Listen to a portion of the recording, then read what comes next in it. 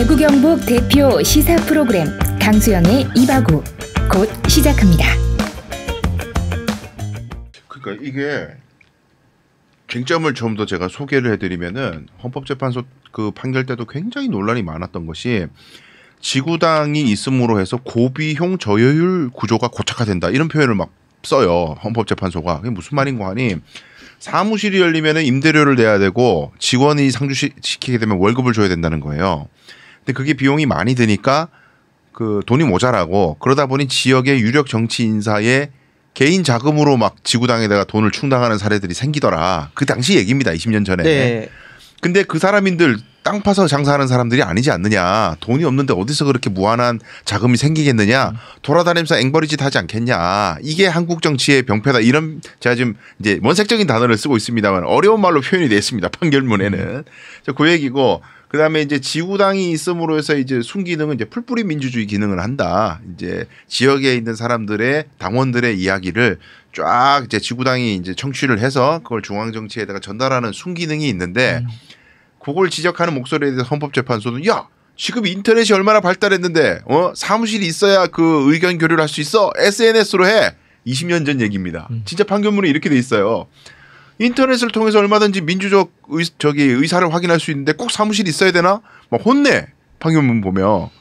근데 지금 일이 20년 지나서 이제 유튜브 세상이고 더 활발하게 소통할 수 있는 창구는 열렸습니다만 그래도 지구당이 존재하여야만 하는 이유를 좀 더 또 요 관점 정치 뭐라 그럴까? 정치 의견 수렴.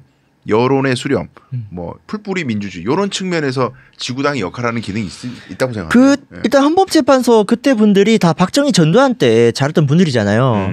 법은 잘 알아도 정치 교육에 대한 이해는 낮다고 봅니다. 대학교 정치학 개론만 들었어도 그런 수준의 판단 안 했을 것 같은데 네. 우리 코로나 겪었잖아요. 네. 오프라인 모임 다 규제됐죠. 행복한 세상이었나요? 전혀 그렇지 않았죠. 그러니까 사람들이 착각하는 게 온라인이 있다고 해서 왜 오프라인을 안 만나요?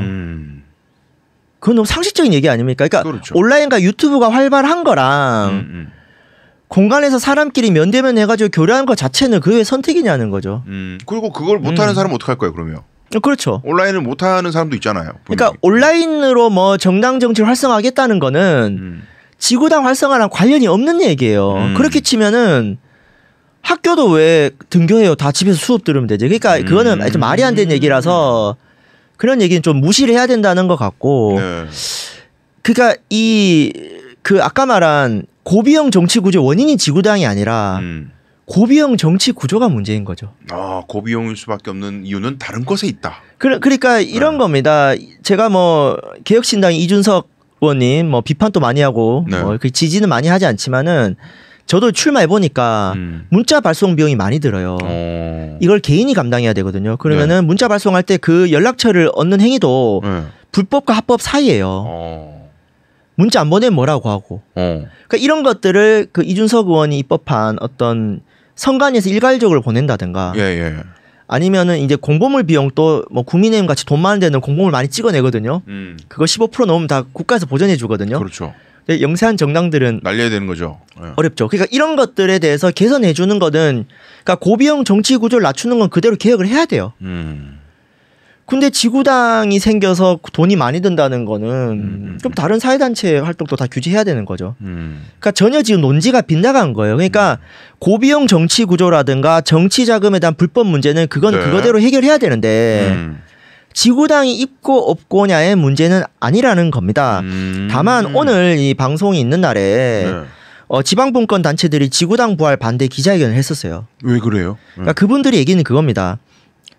지금 거대 기득권 양당들이 다른 정치개혁 과제는 외면하고 마치 지구당 부활만의 목소리를 내는 것에 분노를 표한다 이런 게 있어요. 아, 둘이 뜻이 맞은 게 그러니까 저는 그 감정은 공감해요. 그러니까 이런 거예요. 남편이 부인한테 평소에 제대로 안 해. 문제를 많이 일으켜. 근데 자동차가 너무 낡아서 위험해요. 근데 남편이 우리 사랑하는 부인을 위해 자동차를 바꿔야 우리 부부 관계도 좋아지고 이런 얘기 하는 거예요.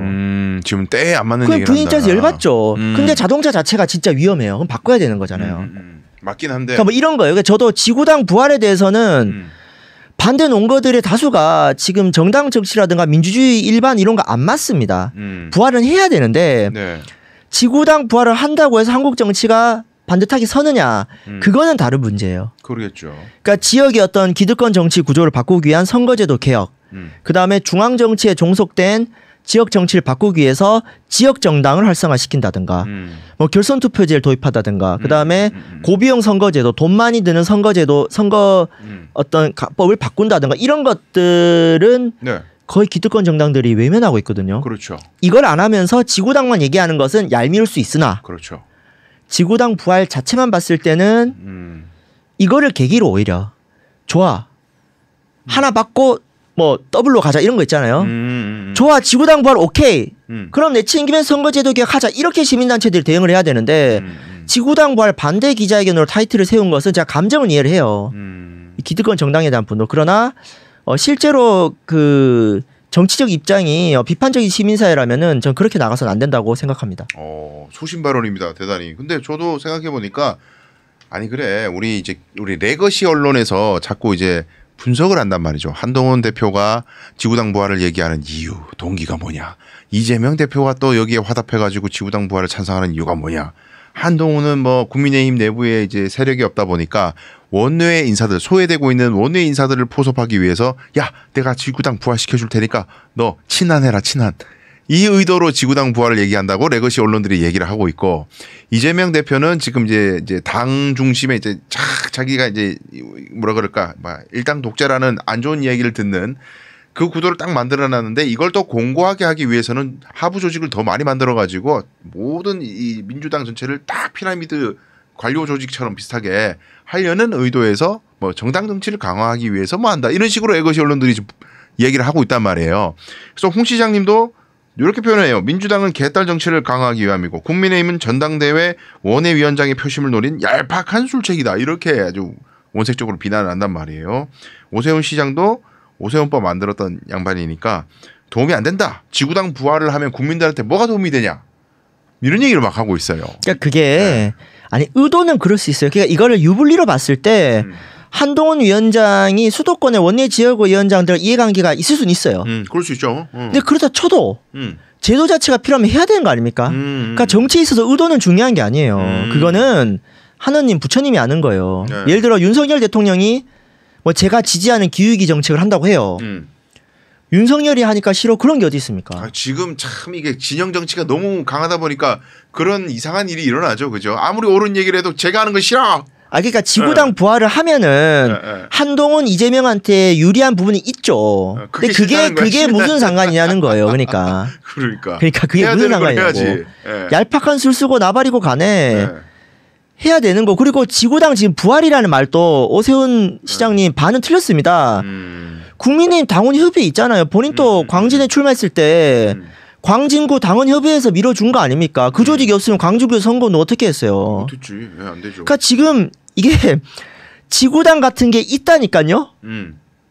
민주당 안동 예천 지역위원회가 있는데 그 사람들에 대한 사무실을 못 떠가지고 모임을 할 때 변칙적으로 한다니까요. 그렇죠. 그러니까 그거는 아니 향후에 동창회 다 사회단체 사무실 두잖아요. 그리고 자기들이 야 사무실 필요 없어 온라인으로 할게. 그러면은 그렇게 판단하면 되는 거거든요. 그러니까 이 지구당 부활 논쟁 자체가 한국 정치가 수준이 매우 낮은 거예요. 그러니까 제가 좀 아쉬운 게 정치학 박사라는 분들이 지구당 부활 칼럼 쓴 거 봤어요.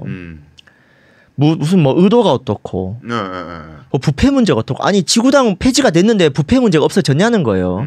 그리고 제가 누누이 말씀드리지만은 미국만 해도 정치인에 대한 후원이 자유롭습니다. 왜냐하면요. 정치 자금에 대해서 과도한 규제를 하잖아요. 그럼 안철수 씨처럼 돈 많은 사람만 정치해요. 그 저만 해도 9to6로 일을 하면요. 제가 하는 지금 마을 활동들, 주민자치, 방범대 이런 거 다 힘들어요. 당연하죠. 그럼 저는 먹고 살아야 될 거 아니에요? 그럼 제가 정치 활동이라는 공적인 활동을 위해서 제가 사적인 경제 활동 못 한다면은 저의 활동에 대한 공적인 가치를 느끼는 분들이 저에게 정당하게 후원을 할 수 있는 거 이게 미국의 오바마 대통령 우리나라 오잖아요. 감옥 가야 돼요. 불법 정치인으로. 아니 우리가 연예인에 대해서도 후원을 하고 시민단체 어디 좋은 일 하는 사람 후원을 하잖아요. 왜냐 내가 할 수 없는 역할을 누가 대신해 주니까. 근데 왜 정치만 유독 차별하냐. 근데 이런 기원이 언제 생겼냐면은 박정희 전두환입니다. 그러니까 저는 박정희 전두환을 싫어하는 분들이 네. 이런 정치자금 문제에 대해서 예민하게 군다. 그건 모순이에요. 왜냐하면은 박정희뿐만 아니라 많은 권위주의, 군사 독재 정권들이 잡잖아요. 네. 민주주의를 싫어하잖아요. 근데 민주주의 네 글자를 못 때려요. 북한 또 조선 민주주의 인민공화국입니다. 제가 봤을 때 북한은 민주주의 국가가 아닌데 민주주의를 쓰지 않습니까? 네. 민주주의 네 글자를 못 때리니까 권위주의 정치인들이 했던 게 뭐냐? 야당 정신에 대한 규제. 정당 정치 나빠. 막 김대중, 김영삼 감옥에 보내고 저 나라에 도움 안 된 야당. 이게 권위주의 정치인들의 레토릭인데 그거를 그대로 답습한 게 한국의 기득권 엘리트들, 법조인, 헌법재판소 재판관, 교수, 심지어 진보적인 시민단체 간부들조차 이 뿌리 깊은 정치 혐오를 다듬고 있거든요. 그러니까 막 정당 혐오도 심한 거고 시민단체 정당 중립조항 이런 것들이 네. 사실은 박정희 체제의 건강한 정치 경쟁을 제약하는 입법이에요. 이걸 우리가 넘어서야 됩니다. 그러니까 지금 박정희가 돌아가신 지가 지금 1978년인가요? 99년? 네. 몇십 년이 지났는데 아직까지 한국의 시민사회라든가 정당법은 박정희의 죽음 그 문턱에서 지금 머물러 있는 거예요. 근데 더 답답한 거는 개혁과 진보를 말한 시민단체에서 정치나 정당 얘기할 때 진짜 속이 탑니다. 과거에 뭐 저도 지금은 지지하고 응원하는 시민단체들이 과거에는 정당법이라든가 진보정당 활성화라든가 이런 거에 대해 매우 냉소적이었거든요. 그래서 우리가 정치에 대한 혐오, 정치인, 정당, 정치 자금에 대해서 이 과도한 예민의 그 기원이 박정희 전두환이 만들어 놓은 그런 권위주의 체제 유산이라는 것도 우리가 조금 살펴봐야 된다. 굉장히 네. 새로운 시각에서 문제 제기를 해 주셨습니다. 그러니까 이런 것 같아요.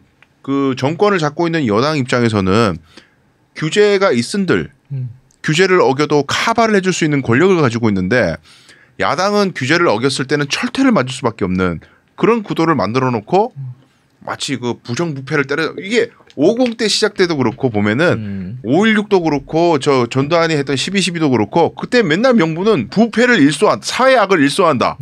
정치를 개혁한다. 막 이런 얘기 했었어. 근데 생각해 보면 적대적 세력을 때리는 데는 아주 그게 효과를 발휘하고 자기들은 다 해.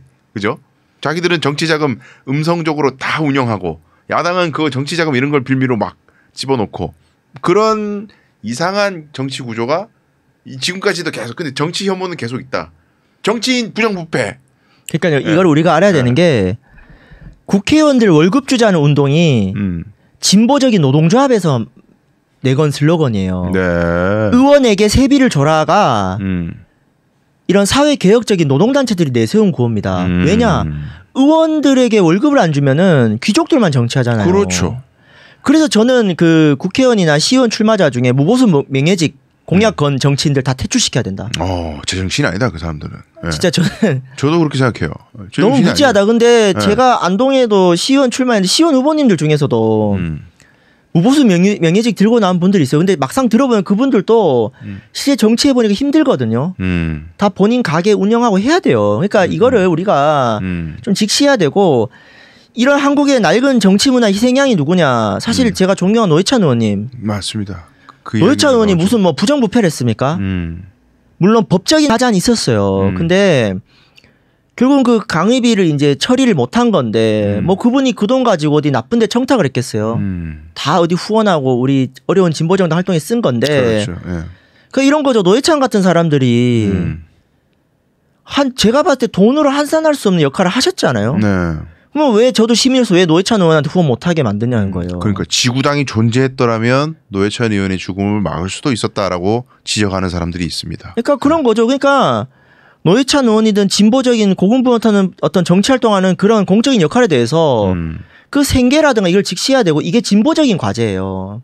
그래서 정치에 있어서 부패만 얘기하는 그 담론이 매우 엘리트주의적이고 반민주주의적이고 반진보적입니다. 그 좌파라든가 사회운동한다는 분들이 그런 얘기한다. 정치학을 다시 공부하셔야 된다라고 생각을 하고 그 오세훈법 같은 게 이게 제가 악용될 수 있어요. 네. 그러니까 오세훈 시장님 돈 많으시잖아요. 많죠. 그러니까 오세훈 시장 같은 분이 그런 정치 관점으로는 대한민국의 최고 지도자 저는 그러면 안 되죠. 다시 좀 공부를 하셔야 될 것 같고 법학과인가요 전공이? 아닐걸요? 대학 다닐 때 정치학 개론을 좀 들으셨으면. 그러니까 이 본인이 만든 법에 대해서 자부심을 가지는 건 좋은데 지구당 폐지 문제에 있어서 전혀 쟁점을 못 잡고 있어요.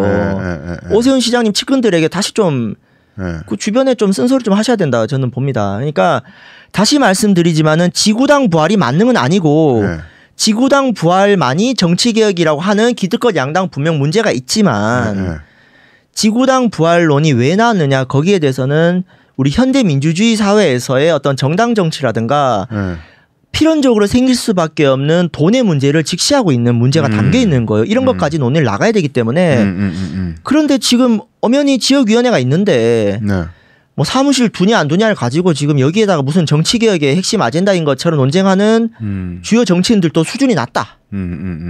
공부 다시 하셔야 됩니다. 그러니까 이게 지금 이제 부정부패를 막기 위해서 지구당을 없앴는데 지구당을 다시 만들면 부정부패가 살아나는 거 아니냐. 이건 굉장한 단순 논리다라는 말씀을 일단 지적해 주셨고.